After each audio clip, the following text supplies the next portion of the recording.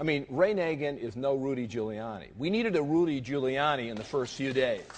We needed a good governor in the first few days. And most of all, we need to have some, you talk about humility, Bill, let's have some humility in the face of nature. This was a gigantic storm. We can't assume that we're going to be able to make everything good right away. I can't imagine that Rudy Giuliani could have done a single thing without support from the federal government. Maybe he would have had some buses there to evacuate people. In the city. Ray Nagin never left New Orleans. He's in the city begging for help, and help didn't come. Ray Nagin was incommunicado for almost 3 days because his phones failed. He didn't even have a system. Phones failed in New York, too. Well, Firefighters but couldn't Rudy talk Giuliani to each other got to where he needed to go. Either. Jim, calm down. Calm down. You began a sentence a little while ago with it's not a surprise. It shouldn't be a surprise. It shouldn't be a surprise that rich white men don't care about poor black people, period. So they're not high on their list. They're not high on their list. George, I love you, George, but that's I don't nonsense. care if you love me or not. That's They're not high on the conscious or the subconscious list of those people who are in charge of things in this country. The owners, forget these foolish elections, the owners of this country don't care about the poor in general. The owners of this country, what are we going... is this Karl Marx talking to me? The owners of this country are the voters of this country. You're wrong about that, my friend. Aren't the owners of this country the voters in this country who elected George Bush? No, they're not. Listen, politics, these elections are a charade. It is a charade. Oh, okay. They are meant to... Well, I'll tell you, just listen for a minute. Learn a little something. The elections and politicians are in place in order to give Americans the illusion that they have freedom of choice. You don't really have choice in this country.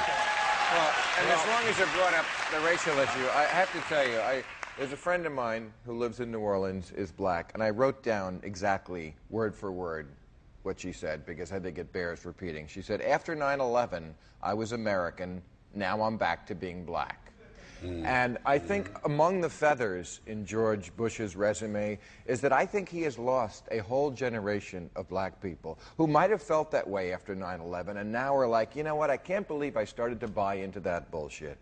And I think we're going to have to see a generation of black people who were born after the great fuck-up of 2005 before they started believing in America like they started to after 9/11. You know, So Bill, I just want to be clear on this. So the point is that George Bush did not care about African Americans in New Orleans. That's right. He let them die. That's right. As opposed to the mayor of New Orleans, who didn't even stock the Superdome with food, who is an African American himself, who didn't provide buses so that people could evacuate.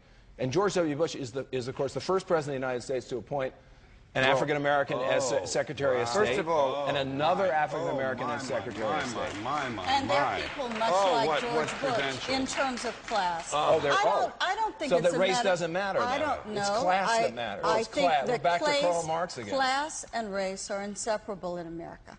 I think it is impossible. impossible. There are no poor white people in America? It is impossible to talk about class in America without talking about the fact that the preponderance of black people in this country are still disproportionately poor.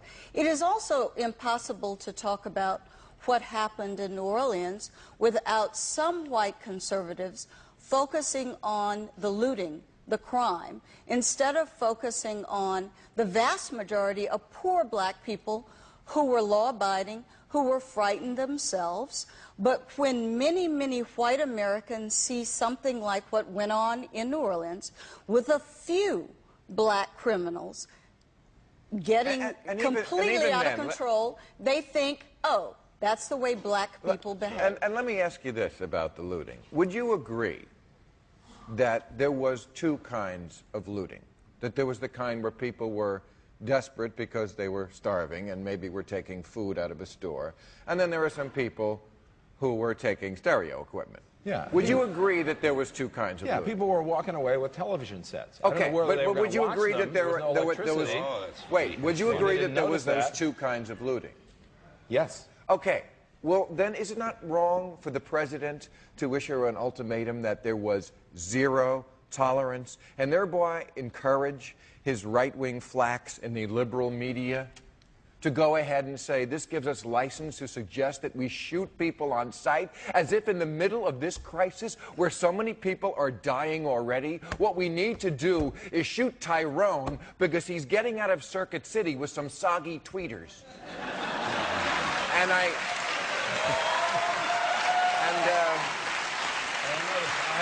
think Tyrone always had soggy tweeters, quite frankly. I have an addendum to that.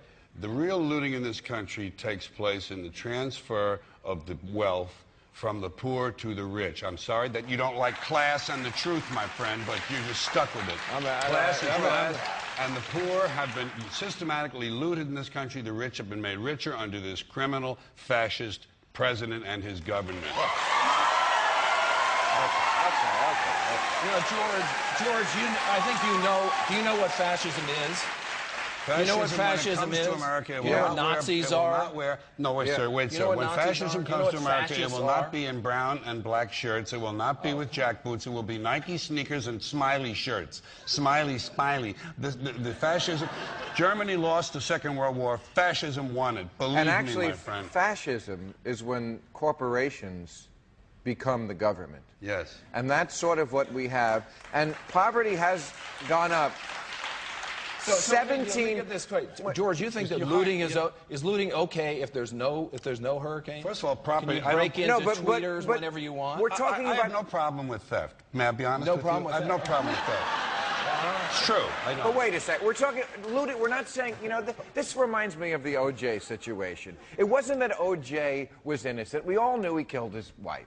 Okay? It's not that looting is good. We all know looting is bad. It's the priorities. It's the fact that white people obsessed on one black guy getting away with a crime once, when it had worked in reverse 1 billion times more. The same way they're obsessing about a few people getting away in the middle of this much bigger crisis. It's a matter of what's proportional.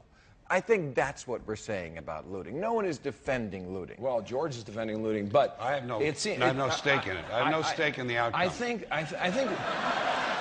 one of the things that happened in New Orleans was something that I think every American should fear in similar circumstances. Anybody who went through, let's say, the blackout in New York understands this, which is a breakdown in order. That's something you need to fear. The idea of mobs, whatever their race is, coming down to your neighborhood, banging down your door, stealing what you have, whether you stole it from the poor or not, which I think is nonsense.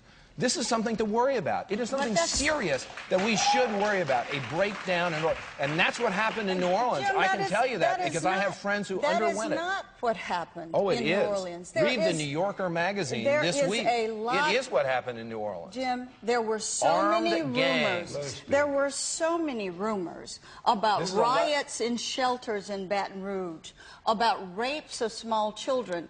Even the police chief in Baton Rouge was moved to stand up and tell his citizens who were frightened to death. They're standing 3 hours in line in front of a gun shop to buy guns because those thugs from New Orleans are now in our city. It didn't happen. Much of what you believe happened didn't happen. But once many white people see a very few black men who are lawless, then the entire country is under attack. Frankly, I mean, I don't know what's wrong with me, but I don't care what their race is. If they are banging down doors of houses, if they are burning, if they are looting people's houses, they ought to be stopped. Excuse me, but what's so nutty about that? That seems like the most obvious. When you say, I don't care what that is always what these kind of commentators say. I don't care what their race is, as if things were even to begin with. Bill O'Reilly and his ilk are saying things like, you know what? If you just would have gotten an education, you wouldn't be in this situation. Yeah.